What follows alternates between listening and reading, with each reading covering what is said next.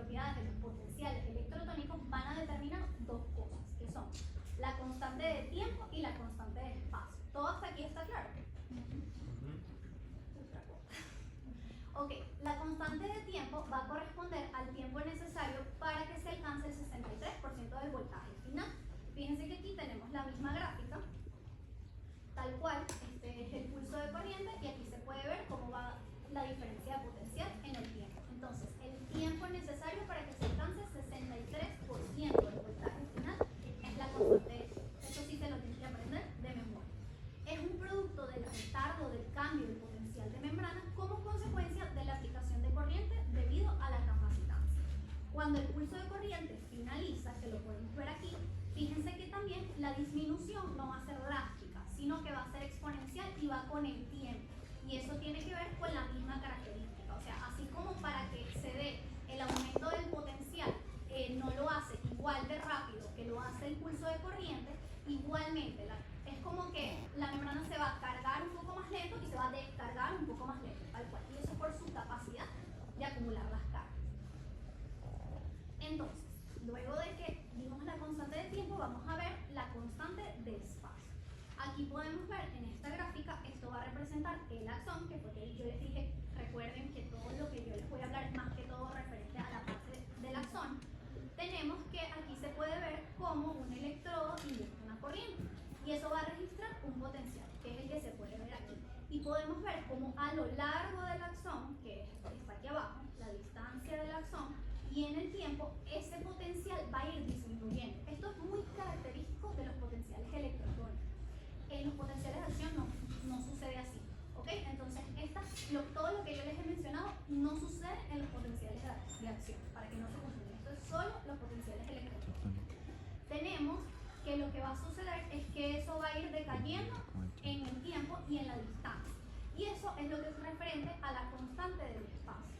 Tenemos que la constante de espacio va a ser la distancia necesaria para que el potencial disminuya 37% de su valor máximo. Es decir, va a haber un decaimiento del potencial electrotónico en la distancia. ¿Ok? Distinto a la constante de tiempo, que era lo que yo les había dicho acá, que corresponde al tiempo necesario para que se alcance 63% del voltaje final. Son números diferentes, tienen que aprenderse ambos, no los confundan. ¿Ok? Entonces, aquí podemos ver cómo va decayendo en el espacio, en la distancia, tal cual. Aquí está el potencial de membrana y aquí está la distancia y vemos cómo decae. Y aquí se ve cuando es el 37%, que corresponde a la constante de espacio. La constante de espacio es un poco más, tienen más cosas que memorizar que con la constante de tiempo, ¿ok? Esta fibra, en la constante de espacio, una fibra con una constante de espacio alta, tiene un potencial que va a decaer poco con la distancia, por lo que puede propagarse más lejos. Esto es muy importante, ¿por qué? Porque los potenciales electrotónicos, si bien no determinan el impulso nervioso per se, ellos se pueden sumar, ¿ok? Y eso hace que haya una integración que permite que luego se dispare un potencial de acción.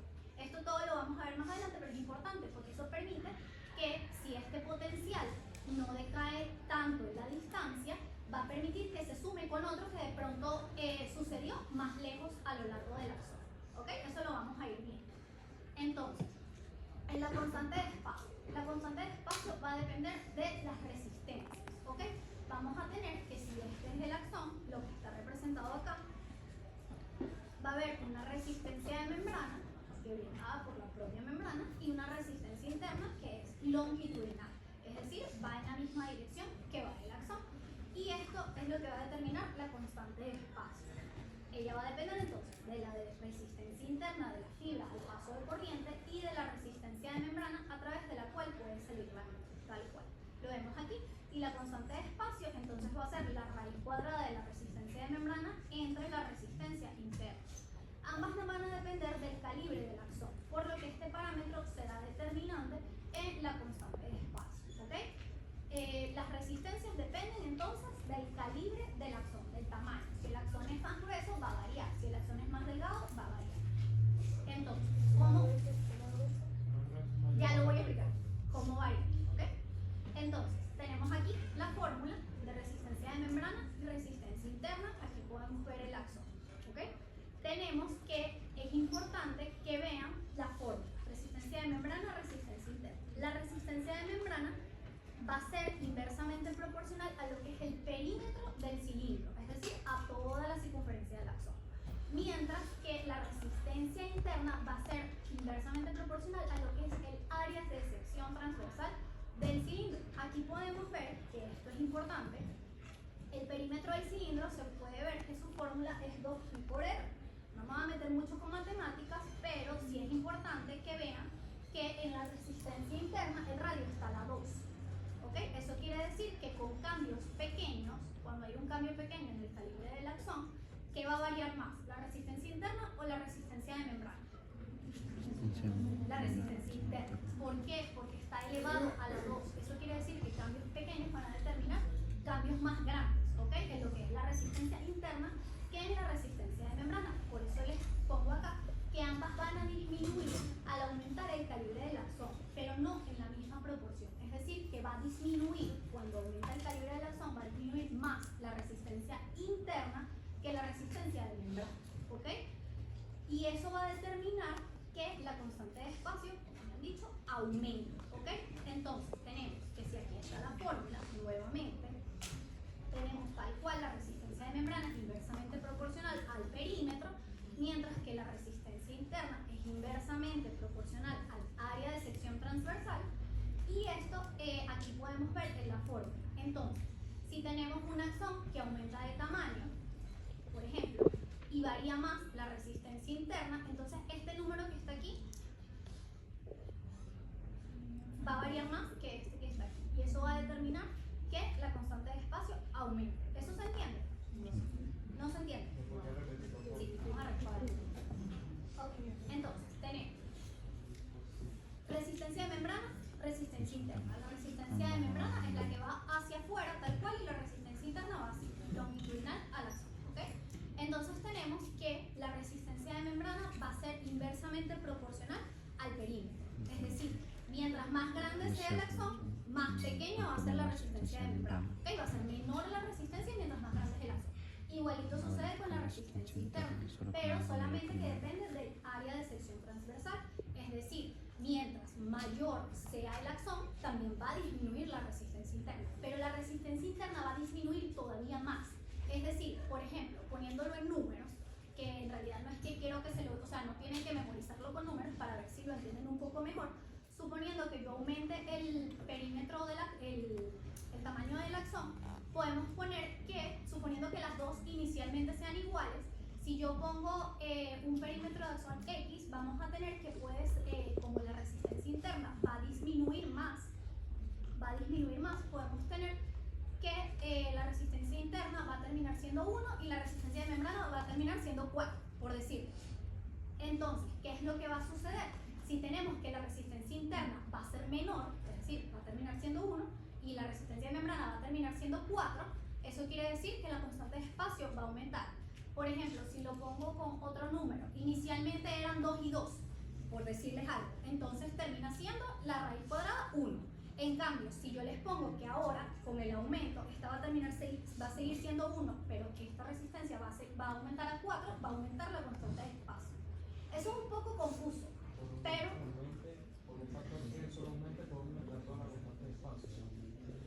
la constante de espacio va a aumentar independientemente, siempre aumenta es por el calibre del axón. Mientras más grande sea el axón, más grande va a ser la constante de espacio. Eso es algo que es un poco confuso, pero tienen que repasar. Lo voy a repetir nuevamente, ¿ok? Tenemos que la constante de espacio va a depender de dos resistencias. La resistencia interna, que es longitudinal al axón, y la resistencia de membrana a través de la cual va a salir la corriente, ¿ok? Entonces tenemos que aquí se ve la constante de espacio, y la constante de espacio, ignoren en este momento la raíz cuadrada, va a ser directamente proporcional a la resistencia de membrana, es decir, mientras más es la resistencia de membrana, más es la constante de espacio, y inversamente proporcional a la resistencia interna, ¿ok? Entonces, tenemos que si va a depender, la resistencia de membrana depende del perímetro, y la resistencia interna depende del área de sección transversal. Como el área de sección transversal va a variar más, va a hacer que cuando tengamos un aumento del calibre del axón, la resistencia interna disminuya más que la resistencia de membrana. Hasta ahí por lo menos se entiende. Sí. Esto quiere decir que al final, mientras más grande sea el perímetro del axón, más lejos va a llegar la corriente eléctrica. Sí, o sea, ese es el resultado final. Ese es el resultado final. Esto es como la corriente alterna. Técnicamente las membranas funcionan como si tuviesen un capacitor, hablando en términos de corriente Es alterna. tal cual como si fuese un circuito eléctrico. Eso está descrito. Es exactamente Una igual. pregunta, si la RM minúscula es la resistencia de membrana, ¿qué es la RM mayúscula? Aquí, no, esta es la misma. Sí. Ok, entonces, para que no se pierda, nuevamente vamos a tener entonces que la resistencia interna va a disminuir más que la resistencia de membrana cuando aumenta el calibre del axón. Y si yo hago que disminuya más esto que está aquí que esto que está aquí, ¿cómo va a ser esa división? Va a aumentar la constante de espacio, porque vamos a dividir un número más grande entre un número más pequeño. ¿Ok? Entonces eso va a hacer que la constante de espacio aumente. Esto es lo más complicado de esta clase, ¿ok? Eso es lo que tienen que verdaderamente memorizar y repasar constantemente. Es lo más complicado de toda la clase, ¿ok? La RM son directamente proporcionales a la constante de espacio a menor resistencia de membrana. No, sí, exacto. Menor es la constante de Pero espacio. con el caso de Reyes es algo al contrario, pues son proporcionales normalmente al otro lado. Exactamente. Todavía no está claro. O sea, la resistencia de membrana es directamente proporcional y la resistencia interna es inversamente proporcional. Claro, pero lo que se tiene que llevar más que eso es que cuando tenemos un aumento del calibre del axón, van a disminuir ambas. Ambas van a disminuir, solo que va a disminuir más la interna. Entonces la división va a ser de un número más grande, que es la resistencia de membrana, un número que se va a hacer más chiquito en proporción. Es como que inicialmente, por eso se lo estaba tratando de explicar con números, inicialmente la división fuese, por ejemplo, 4 entre 2. Y da 2. Pero luego, cuando aumenta el calibre, es 3 entre 1, porque disminuye más la resistencia interna que la de membrana. ¿Ok? Entonces va a ser 3. ¿Sí me entienden lo que les quiero decir? Entonces, igual de todas maneras, esto lo vamos a seguir repasando, ¿ok? Pero luego ustedes llegan a su casa, ven la fórmula, la tratan de repasar constantemente para entender. Ok, el perímetro, eso sí, no lo aclaré. El perímetro, tal cual, es lo que mide esta línea. Ok, si tenemos un círculo, es como que si yo pusiera una cinta métrica y empezara a medir toda esta línea. Ok, el área de sección transversal no es eso. El área de sección transversal es todo el espacio de adentro completo. Ok, todo lo que está ahí. Entonces, por eso es que varía más lo que va a ser el área de sección transversal que el perímetro. El perímetro es simplemente una medida alrededor. El área de sección transversal es todo lo que está dentro completo. ¿Ok? Entonces, tenemos que esta constante de espacio, como ya les dije, depende de la resistencia de membrana y de la resistencia interna. Y eso va a hacer que las fibras de mayor calibre tengan constantes de espacio mayores, por lo que se puede transmitir los potenciales electrotónicos a mayor distancia. Y como les dije, eso va a ser muy importante porque va a permitir que eso cuando tengamos, o sea, cuando vean las demás clases, eso va a permitir que vean cómo se pueden sumar varios y eso va a determinar que se dispare o no un potencial de acción, que es el que verdaderamente nos importa, que es el que vamos a ver más adelante. Aquí se los voy a poner con un ejemplo para ver si lo entienden un poco mejor, la parte de las resistencias. Tenemos que, aquí podemos ver varios cilindros, ¿ok? Todos estos cilindros representan acciones, tal cual. Y tenemos que eso va a ser muy importante en la parte biológica. ¿Por qué? Porque dependiendo del impulso que queramos transmitir, va a viajar por axones diferentes. Hay otro factor que es importante, que es la mielina, pero con eso no nos vamos a meter hoy. No, hoy nos vamos a meter solamente con el tamaño del axón. Por ejemplo, si yo tengo un estímulo táctil, es decir, tocar, cambios en la presión, cambios de la posición del cuerpo, todos esos estímulos son estímulos que nos interesan que viajen rápido, ¿ok? Entonces, si nos interesan que viajen rápido, ¿cómo creen que van a ser los axones? Más gruesos. Tienen que ser axones más gruesos, porque eso va a determinar que la constante de espacio sea como, si el axón es más grueso, entonces eso va a hacer que decaiga menos el potencial electrotónico en la distancia. ¿Eso se entiende? Eso es lo que quiero que se lleve. Tenemos que, si yo tengo una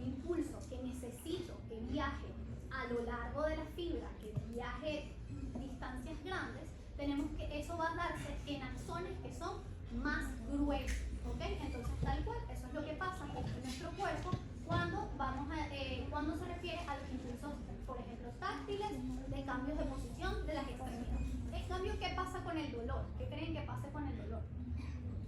Si queremos que viaje, o sea, el dolor, ¿por qué axones creen que viaje? Por axones más pequeños, porque eso hace que decaiga más en la distancia potencial. Y eso determina que el dolor no se transmita tan rápido como se transmitiría el tacto y que no nos duela todo, tal cual. ¿Eso se entiende? ¿Así se entiende un poco mejor? Ok, bueno. Esto básicamente es todo lo de la clase de hoy, ¿ok? La clase de hoy es muy corta porque en realidad nosotros nos interesa más a largo plazo el potencial de acción. Vamos a hacer un repaso. Los potenciales electrotónicos entonces son respuestas pasivas asociadas a las propiedades de membrana que van a ser la conductancia y la capacitancia. Entonces, ¿de qué depende la conductancia? Canales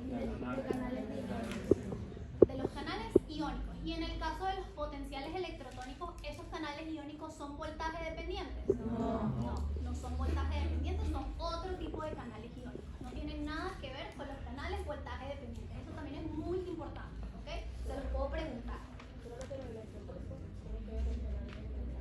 No, los electrotónicos son los que no tienen que ver con los canales de voltaje, ¿ok? Tienen que ver con otros canales iónicos, que sí son canales iónicos, pero no son canales de voltaje, ¿ok? Tiene que ver con cómo viaja el impulso. Lo vamos a ver el viernes, con los potenciales de acción, ¿ok? Como les dije, esto es una clase más introductoria para lo que viene, que les voy a dar el viernes. Y la capacitancia de la membrana, ¿de qué depende la capacitancia? De la bicapa lipídica. Muy bien. Entonces, si tenemos con respecto a la capacitancia de membrana, que lo teníamos acá, se relaciona directamente con la constante de tiempo, ¿ok? Y la constante de tiempo corresponde al tiempo necesario para que se alcance el 63% del voltaje final. Esa es mucho más fácil, ¿ok? Entonces, tenemos que presentan una amplitud variable que es proporcional a la corriente inyectada. Recuerden, entonces yo les dije que los potenciales electrotónicos pueden tener una amplitud que es variable. Eso no sucede con los potenciales de acción. Los potenciales de acción tienen una sola amplitud y ya, ¿ok? Entonces, aquí hay una amplitud que es variable. ¿Y eso viene determinado por qué? La amplitud viene determinada por qué? Por la entrada o salida de carga. Así de simple. Si entran más cargas que son positivas, ¿la amplitud cómo va a ser? Mayor. Si salen cargas negativas, ¿cómo va a ser? Menor. Tal cual, ¿ok? Simplemente tiene que ver con la entrada o salida de carga. Y eso les da también la característica que yo les había mencionado, que pueden ser de dos tipos. ¿Cuáles son los dos tipos de los potenciales electrotónicos? Despolarizantes o hiperpolarizantes. Tal cual. Esos son los dos tipos. ¿Qué les dije que era distinto a lo que vamos a ver después con los potenciales de acción, que son solo despolarizantes? ¿Okay? Entonces, ¿la despolarización depende de qué? De